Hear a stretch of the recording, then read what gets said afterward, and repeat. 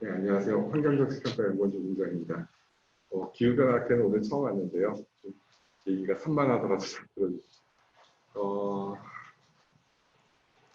기후변화 얘기하면은 사람들이 폭염이나 지금 발표 재밌게 잘 듣고 그 폭염 얘기라든지 자연재해 이런 얘기하는데 다른 분야 사람들은 기후변화 자기 얘기라고 생각 안 하는 경우가 되게 많아요. 그래서 오늘은 조금 기후변화가 우리에게도 굉장히 가까운 거다 그런 얘기를 방학을 통해서 해보려고 합니다. 이게 이제 기후정의라는 개념에서 시작된 과제였는데 이게 공정과 평등, 결과적인 평등과 공정과 현실이 어떻게 다르다는 그림을 교육학교에서 나온 그림이 되게 재밌게 그렸더라고요. 이 저소득층 어린이 3명이 이제 야구장에 안 보여서 의자 3개를 똑같이 제공했더니 볼 수 있는 사람이고 볼 수 없는 사람이고 결과적으로 불평등이 생긴다.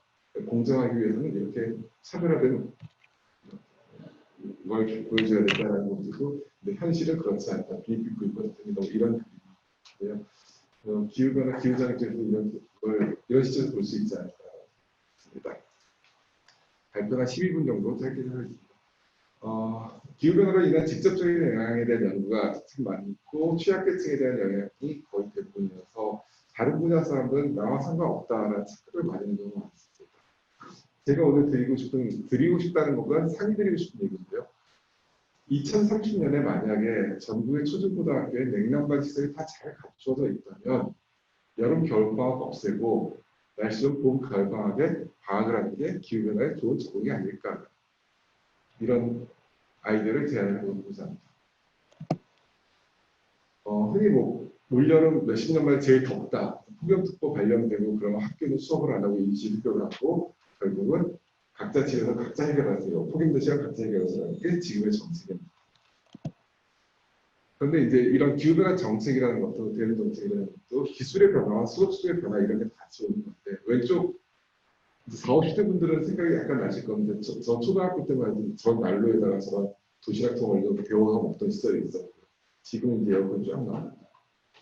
그리고 이 연구를 하는데 처음에 무슨 생각이냐면, 저희가 이제 점점 학예 휴가 이런 걸 안 가게 되죠.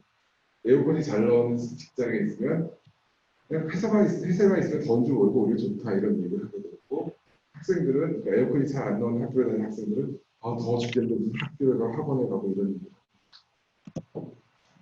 문제의식상은 이제 에너지 격차라는 것인데요. 폭염으로 더워도 에어컨을 틀지 못하는 가정이 있다. 차라리 학교에 가면 에어컨이 있으니 학교에 나갈 수 있다. 1970년대, 80년대는 학교가 추웠고 학교가 더웠고 그래서 방학하는 게 기다려졌지만 지금은 학교가 집보다 나을 수 있다. 물론 가정마다 상황은 다르죠. 저희 집은 와이프가 안 틀어서 저도 직장을 꽁 닫아는 사람인데요. 하여튼 지원과 상황이 다르다는 거. 두 번째, 에너지 효율성에서 여기 계신 30분이 각자 집에서 30개의 에어컨 틀는 것보다 모여서 큰 거 하나 뜨기 효율성이 좋지 않을까.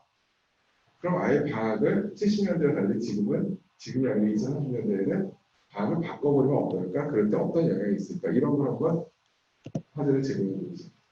그럼 먼저 방학이 뭘까라는 것부터 좀 알아봐야 되거든요. 이 다른 선생님 논문을 찾아봤더니 방학이라는 게 목적이 되게 달랐더라고요. 빨간 거 안에 보시면 옛날 조선시대에는 도내 각 고을의 향교 생도들을 농번기에 방학시켰다. 즉 농사일 바쁠 때 학교가 오지 말고 일을 하라는 거죠. 이게 미국에서도 처음에 1800년대 그렇다고 합니다. 그러니까 노동이 먼저인 거고 그 다음에 이제 쉬는 시간에 학교를 하는 거죠.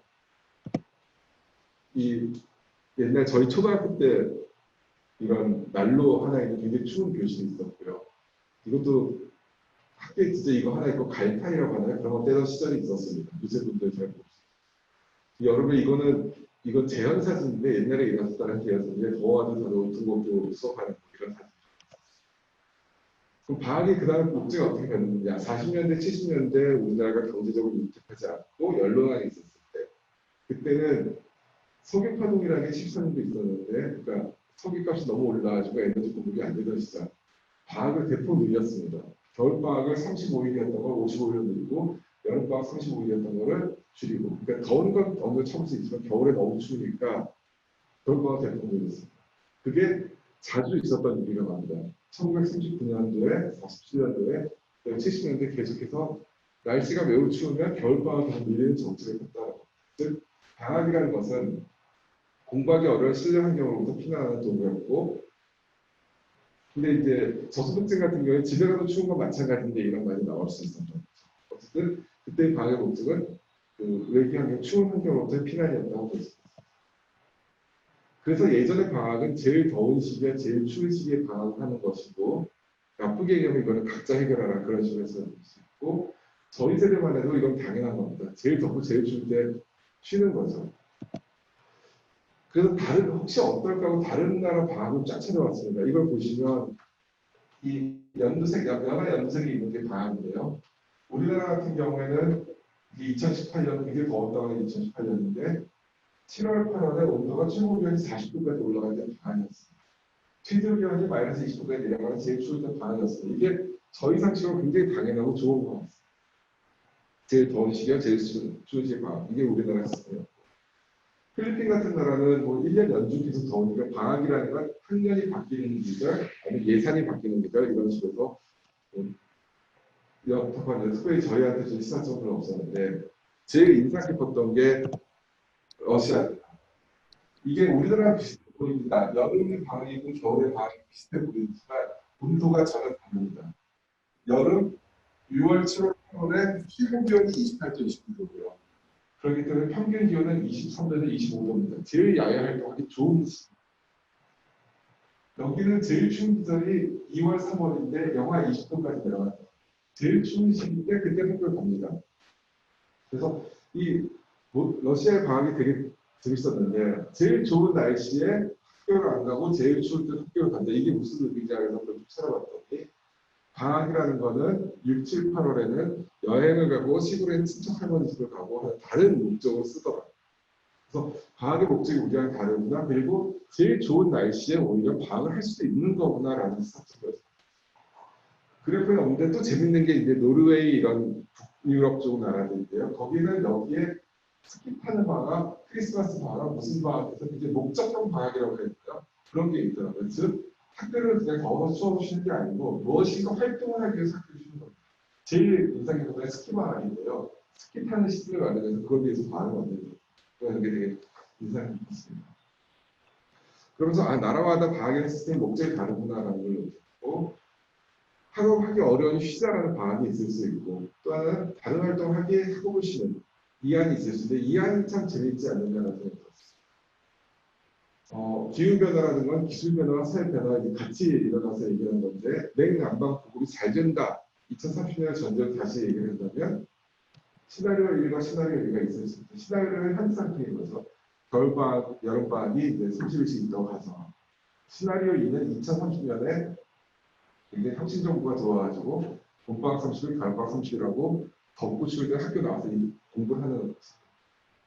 당연히 에너지 소비를 보면은 그 에너지를 제일 많이 쓰는 여름과 겨울에 집중 난방을 하기 때문에 시나리오 2가 오히려 에너지 효율성이 높고요. 저소득층 같은 경우도 저소득층 아이들 같은 경우도 더울 때 추울 때 학교 가니까 오히려 에어컨을 혜택을 받을 수 있고 그리고 재미있는 거는 학교에서만이 아니고 그럼 방학 때 뭘 할 수 있느냐 제일 덥고 제일 추울 때보다는 뭔가를 할 수 있는 게 훨씬 많아진다는 거죠. 저희 연구원의 아는 박사한테 얘기했더니 방학하면 해수욕장을 가야 되는데 이렇게도 못 가지 않습니까? 그래서 다른 박사한테가 결국 너는 방학하면 떠오르는 게 해수욕장밖에 없지 않느냐. 봄, 가을이 하면 뭐든지 할 수 있다 이런 얘기. 만약에 그러면 봄, 가을을 바꾸면 에너지 효율 좋아지고 취약계층에도 유리하고 그리고 제일 중요한 것 중 하나가 좋은 날씨를 향유할 수 있다는 이런 부분을 고민할 수 있다는 그래서 이거를 다양한 분야 사람들한테 이 얘기를 들려봤습니다. 그 분야 사람들 올 때 어때요? 그랬더니 되게 재밌는 의견이 나왔는데 복지 차원에서 굉장히 호응이 좋았습니다. 복지 차원에서 격차가 줄어 에너지 격차 줄어도 굉장히 좋다. 복지는 호응이 좋았고요. 문화 쪽에서는 나중에 호응이 좋았는데 처음에 무슨 얘기가 있었나요? 5월, 9월에 문화부 행사가 굉장히 많답니다. 그때 방학에서 다 딴 데 가보면 문화부 행사 민감하라고 제가 반대를 했는데 결국은 그 문화부에서 재밌는 행사를 할 때 학생들이 와주면 문화부도 좋은 거다라고 생각이 바뀌어서 문화부는 다 좋은 쪽으로 가거든요. 제일 부정적이었던 게 교육부입니다. 교육부에서는 역시 교육부 선생님이 얘기인데 학교가 중심이 돼야 되는데 자꾸 뭐 이렇게 다른 분야에서 얘기하는 것 자체가 굉장히 부담스러웠다고 합니다. 전체적으로 문화라든지 노동, 복지 이런 다른 분야 사람도 굉장히 좋은 평가가 있어가지고 한번 좀 볼 필요가 있지 않나 시사점입니다. 우리나라는 가장 더울 때와 추울 때 방학을 합니다. 그 기후변화로 더 폭염도 세지고 뭐 이런 게 세지는데 이 시스템이 계속 유지하는 게 좋은가? 러시아를 보니까 우리 날씨 좋은 방학 때 날씨 좋은 계절에 방학을 한다. 그리고 에너지 차원에서도 과거에는 난방비 전략을 위해서 방학 기간을 겨울방학 늘렸었는데 이제는 냉난방 기술의 변화와 경제의 변화를 고려하면 방학이라는 걸 바꿔 생각해도 되지 않을까 하는 시각을 마지막으로 2030년에 봄, 가을 방학을 하는 것을 어떤 다양한 정책 평가를 해보는 거를 좀 앞으로 더 연구를 해봐도 재밌지 않을까 발표 이상 마치겠습니다.